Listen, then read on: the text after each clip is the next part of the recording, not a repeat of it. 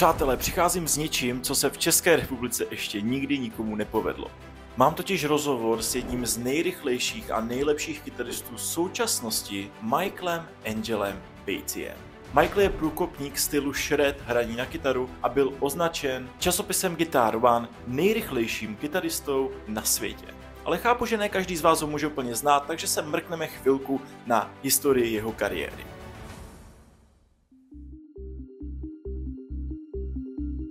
Michaelova kariéra začala už v 80. letech, kdy působil v kapele Holland po boku zpěváka Tommyho Hollanda. Ne, to fakt není ten herec, který momentálně hraje Spidermana, ale zpěvák z kapely Steppenwolf, která se řadí mezi jedny z průkopníků metalu. O pár let později v 80. Michael zakládá kapelu Nitro, která se dostala do žebříčku Billboard 200, no a z Michaela se stává celosvětová metalová hvězda. V 90. ale začíná jeho kariéra ještě víc nabírat na obrátkách a stává se z něho globální senzace. Dělá totiž instruktážní videa, které se jmenují Speed Kills nebo Keys to New Lamborghini. Tyto instruktážní videa jsou doteď extrémně populární. Lidi se je kupovali na kazetách, viděli je v televizi a celkově si jich koupilo několik desítek milionů lidí. V roce 2022 se dokonce připojuje ke kapele MANOWAR, jedna z největších metalových kapel na světě. S tou kapelou, by the way, vyprodává stadiony po celém světě.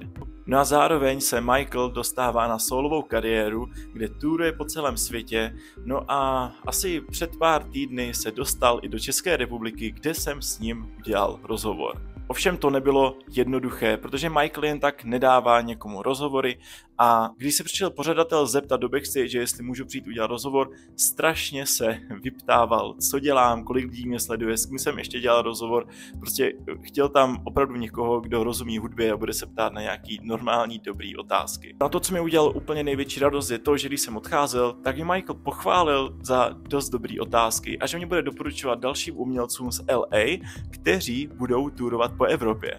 Michael momentálně žije v Hollywoodu, vyprodává kluby třeba jako Whiskey and Go, Troubadour, Rainbow, to jsou ty nejslavnější kluby v Los Angeles. Zná se všema z Motley Crue, se Slashem a celkově je extrémně známý v metalovém světě.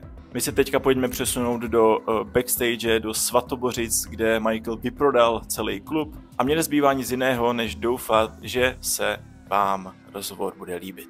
Dobrý den, dámy a pánové, vítám vás na hudebním osvěžovači. Dneska tady máme Few Questions with Michael Angelo Batio. Absolute legend, yeah.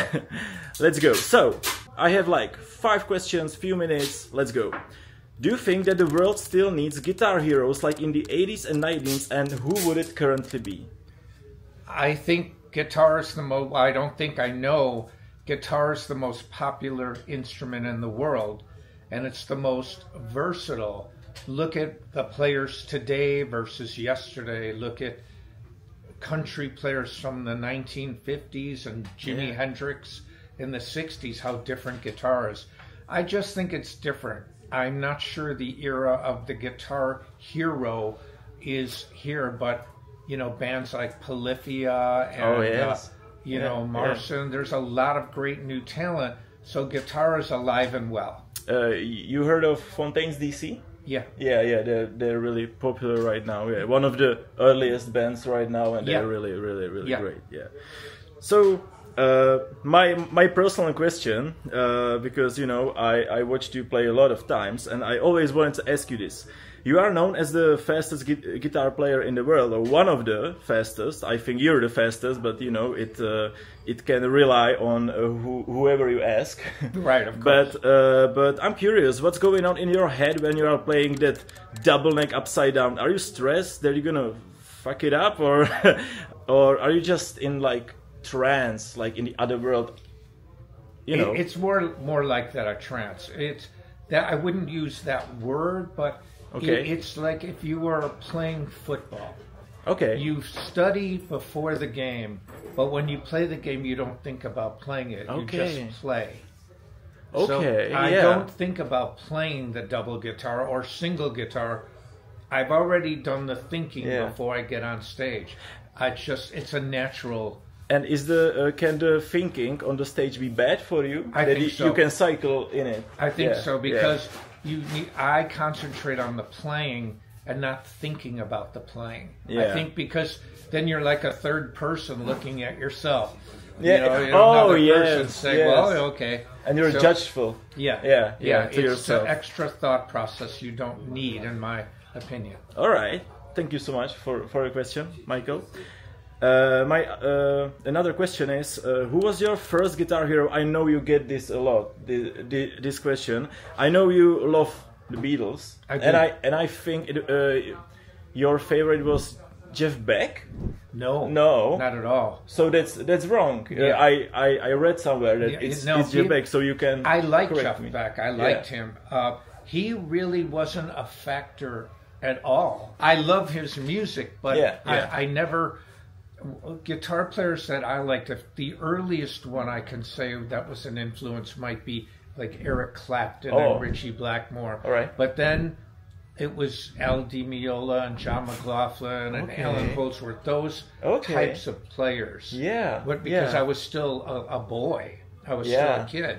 But I also realized you have to be true to yourself. And I would be lying if I said I felt the blues the way B.B. King felt it. I don't. So I feel the way I feel when I play. Man, that's great. That's great. That you're really true to yourself. Yeah, I think so. As I see, there are a lot of guitarists, I think, they're faking it maybe because something is popular. Yeah. Well, it's crazy. It's crazy. Yeah. Okay, so this is maybe really random question. I was writing, article about you that you're gonna be here, so some advertisement, and I was like that Michael lives in Hollywood. He knows a lot of people from the scene. He played countless times in Whiskey and Go-Go, and I just wanted to ask you, who's the most famous person in your phone book? Like right now, if you would call someone, who's the biggest?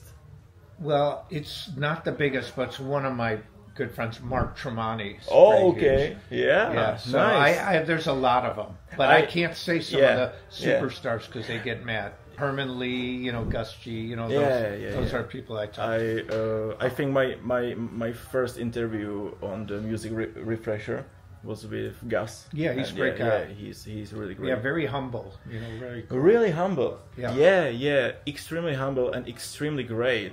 I never seen someone that young and that confident in his playing.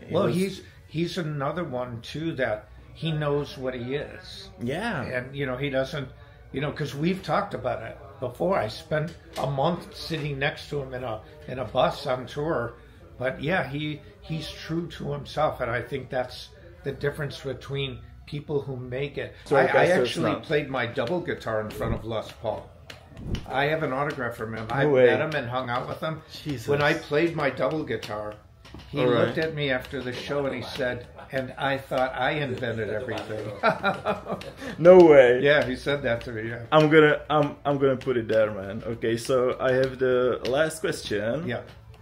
If you could describe your legacy in a few sentences, how would you want the world to remember Michael Angelo Batio? That I was an innovator, of course, not an imitator. Yeah. And that I helped push guitar technically to the next phase. And you inspired a lot of guitarists, man. Like, I think John Five from Motley Crue now, and for Marilyn Manson, he credited you in some interview. He was watching in the 90s the videos and was like, you were his idol. I showed the world how to focus on technique. Because my videos never talked about a style of music. It was only about the techniques to play whatever style you want. See, that's the secret to it. So you can replicate it if you want to play it in your style. It's technique. It's technique, and you can use it for you. Yeah. If you want to play blues, rock, metal, slow, fast. And I think and the proof is in look at today's guitar players. Yeah.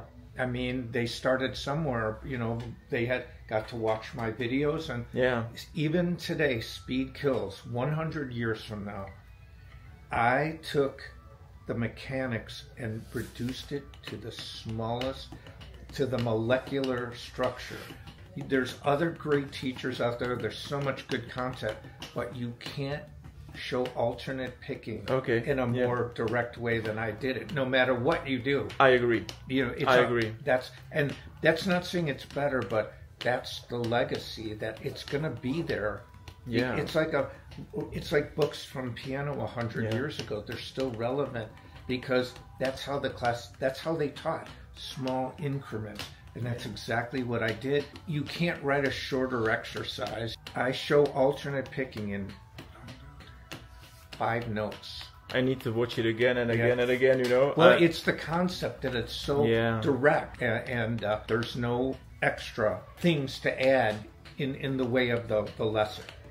You know, I watched the comments on that Speed Kills video. You know, it of course had like millions of views and right. So, tens of millions. Yeah, tens of millions. Yeah, and when you were going under and up of the neck, top of the neck, people were like, yeah, it's obviously speeded.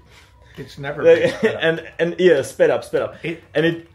I know it wasn't, you know, but can you like brush these arguments off? Yeah. Well, no, because it's still selling well. Yeah. So see, people are critics. Yeah. And so, for example, when the analog video got transferred to digital, there was a little audio digital glitch. There's a slapback to the sound. Oh, slapback. Yeah. Okay, so it sounds like the slapback delay.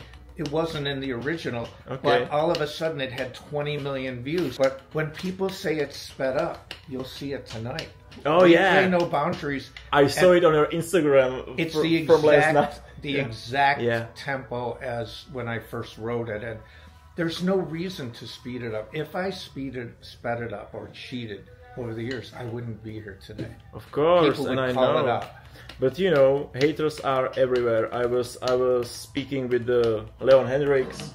That guy has a lot of haters just because he's a Jimi Hendrix brother, and he decided to play guitar, you know. But yeah. Oh, 10% of battery. So I think we can wrap it up. Wrap it up, yeah. So guys, this is Michaelem Angelo Batio. Batio or Batio? Batio. Batio. It's Batio in Italian. Yeah. I'm so sorry. Batio. No, Batio in the United States. Yeah. I asked my father about that. Yeah. And I said, why did we call it Batio? He goes, that's what my dad said. I go, okay.